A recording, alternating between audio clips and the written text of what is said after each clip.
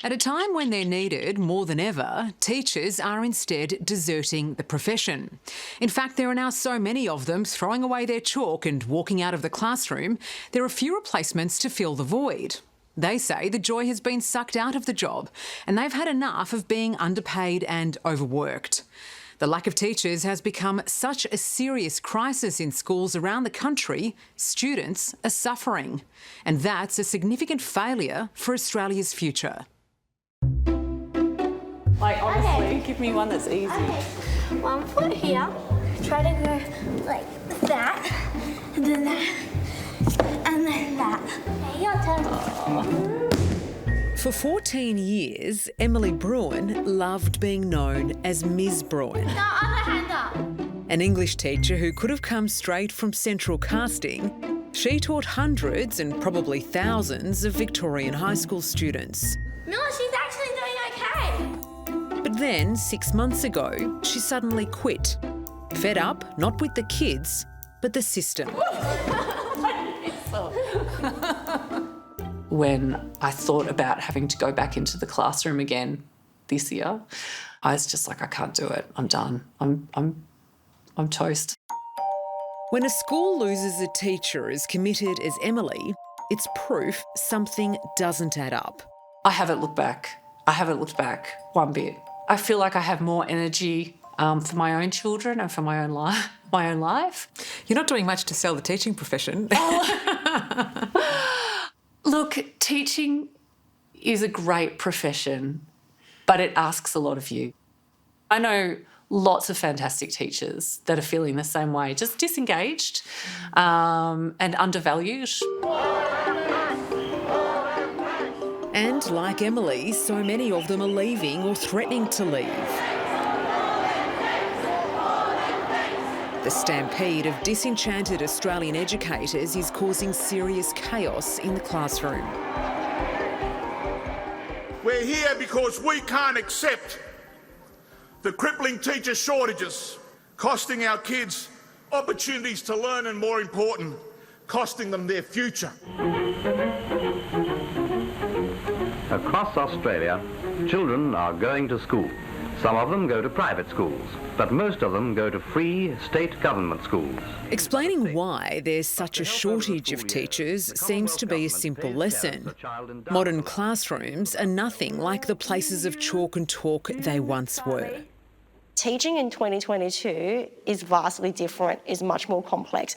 So teachers are finding this tension between doing their work well and teaching their students well and doing what their students deserve. Their needs deserve to be met.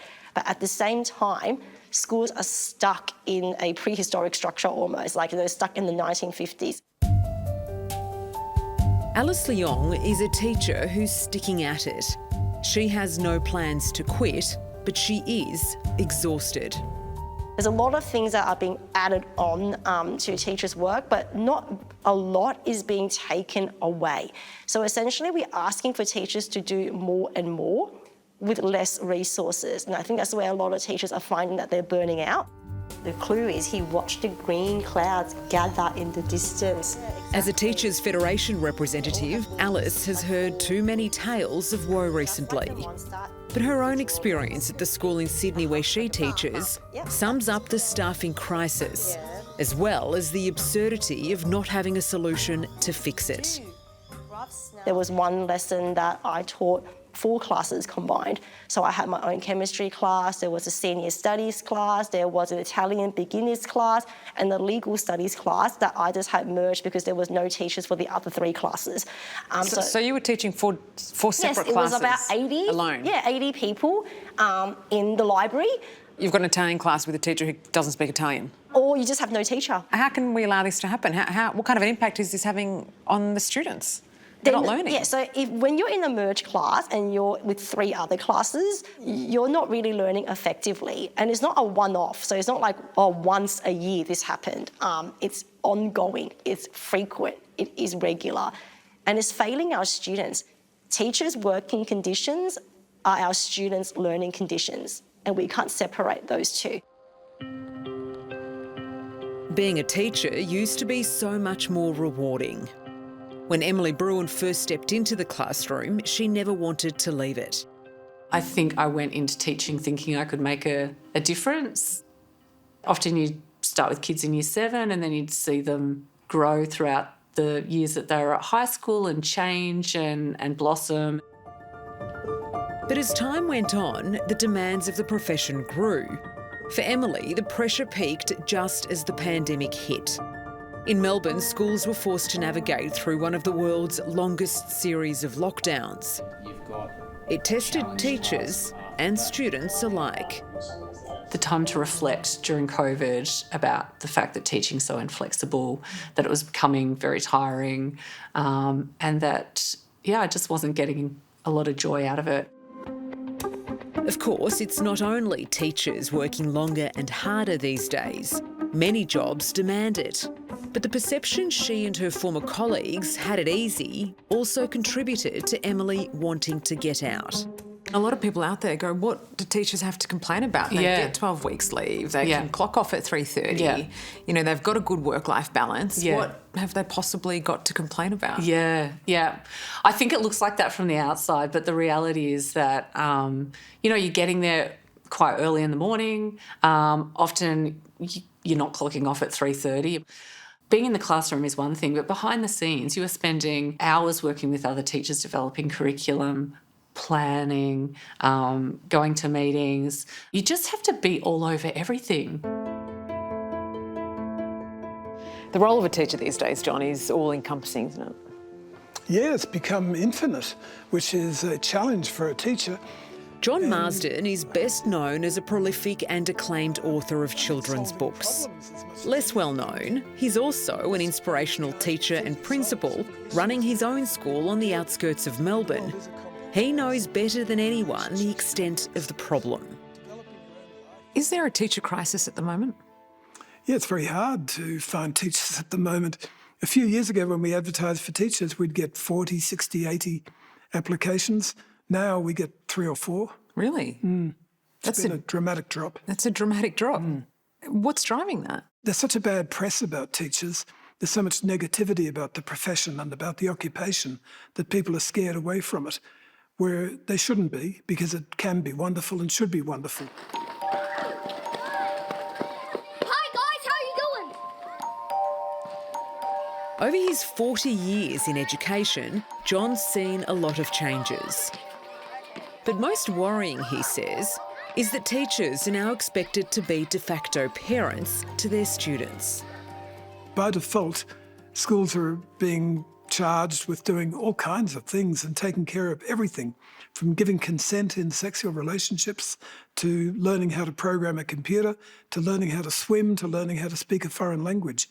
And so given that the day at school lasts from about 9 to about 3:30, and given that we only have school for about 40 weeks a year, the agenda, the curriculum has become incredibly crowded, impossibly crowded, and yet there's no extra time allocated for all these new roles that we're expected to take on.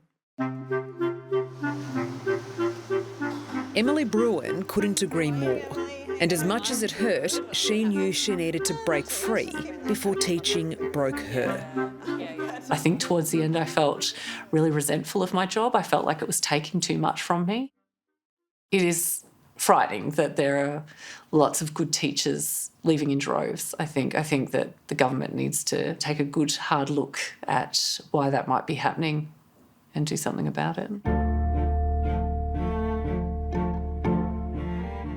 Is a teacher's workload unsustainable?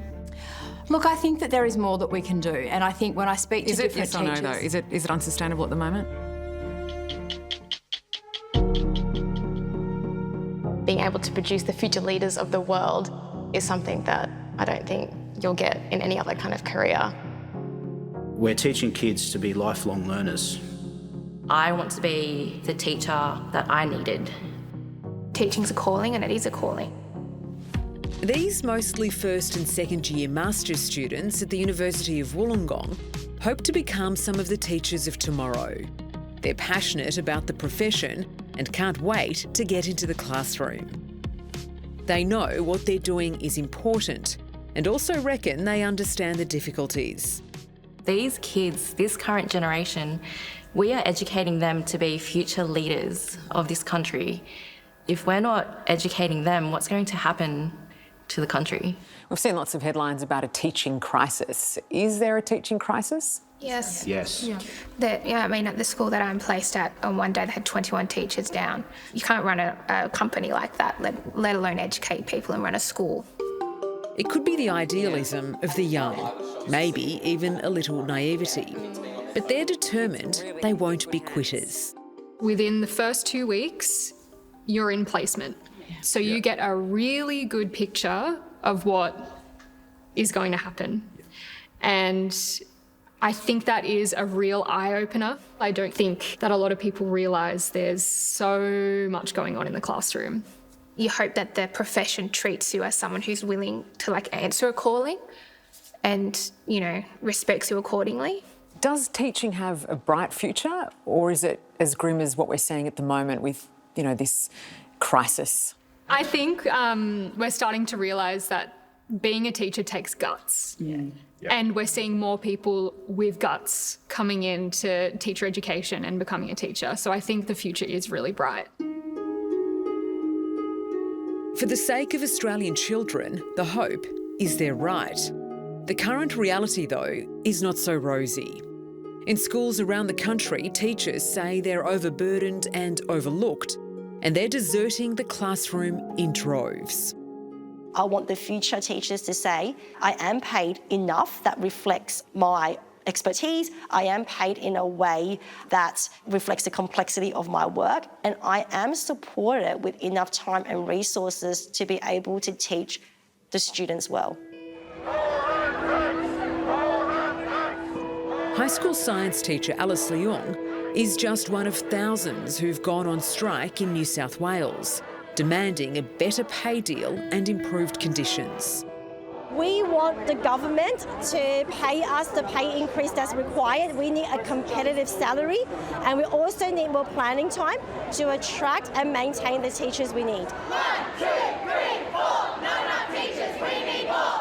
There are more than 300,000 full-time teaching staff in Australia. Add to that the number of part-time and casual teachers too.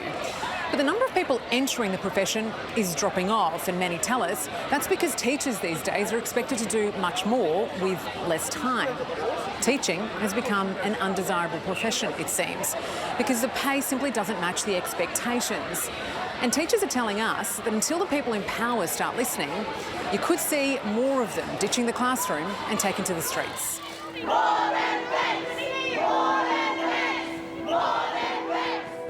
These angry New South Wales teachers might not realise it, but State Education Minister Sarah Mitchell says she's an ally, not the enemy. I absolutely understand that it has been a really challenging last couple of years. There's no question about that. And so part of it is, yes, looking at pay, but it is also about looking at what we can do to support our teachers who are there.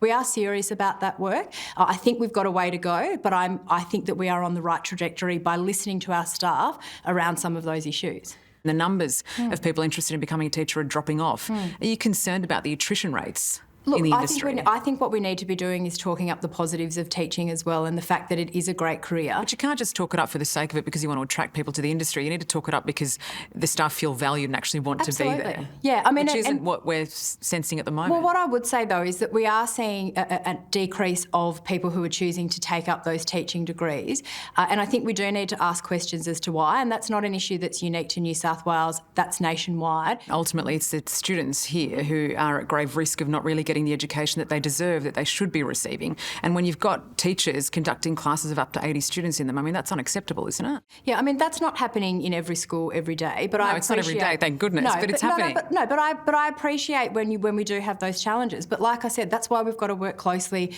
with our principals, with our workforce teams to make sure that we've got the solutions that we need. It's a dead set giveaway there's going to be a problem in the day when your child's roll call is done by substitute teachers. And then when you do go to your class and the teacher's a substitute and they say, look, they're open and honest with the students. They say, look, this is not my forte, this is not my experience, but we'll see how we go. A lack of teachers means a lack of education, and that means disgruntled parents. Paul Beach expects his children to be fully occupied when they're at school. But recently, he's been surprised to discover they've had more downtime than learning time. At the moment, if we're having, 4 periods in a day and they attend the first period and the rest of the 3 end up getting put down as free periods because they don't have teaching staff and they've got to sit in the coal or watch a movie, we're actually teaching them to disengage from school. We're teaching them to go away from learning and give up. Is that what's happening? It definitely is happening. Morning, how are you? Good, thanks. How are you? How's business been? Paul is a senior manager in the retail sector. He says what he's now seeing at schools reminds him of badly run businesses. That's why so many teachers are leaving now, is because the workload and the pressure, the programming, the planning, all that on top of it, plus they're also having to do all these checks and balances and put ticks in boxes and dot the I's and cross the T's to suit policies and procedures. But the actual teaching staff who are employed as teaching staff, I think they've just got to really focus on teaching, engaging the students, bringing them back online and getting the best out of them so they all have their own little light bulb moments when things start to make sense at their own little rate. Certainly when I visit schools, I know particularly around some of the admin workload and the fact that there is a lot that has been asked of our teachers which does take them away from that core teaching and learning. That's why we really want to improve what we're asking teachers to do, what they're focusing their time on. Who did most of the talking or was in most of the shots? Does the education system need an overhaul? It needs more than an overhaul, it needs a massive restructuring from the ground upwards. But we don't have politicians or leaders with the vision to do that.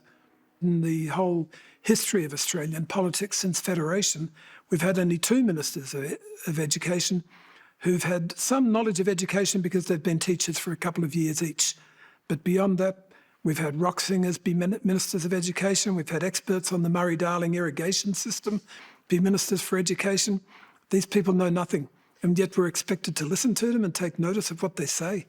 Well, have you thought about a career in politics, John? Maybe you could be the next education minister. No, thanks for the offer, but I'll stick to what I'm doing. After 14 years of teaching high school English, Emily Bruin found out a pleasant truth. People with her experience are prized in the outside world. Within days of quitting, she was hired by a tech company to create educational content. Or even just outlines, so it shows a sort of built environment. She also works as a copywriter and even finds time to pursue her true passion of writing novels. Sadly, for the students she left behind, these days, Emily couldn't be happier. In the company that I work for, I feel very valued, which is fantastic, and supported and trusted. And I feel like there's a lot more space in my life, and a lot more control over what I do,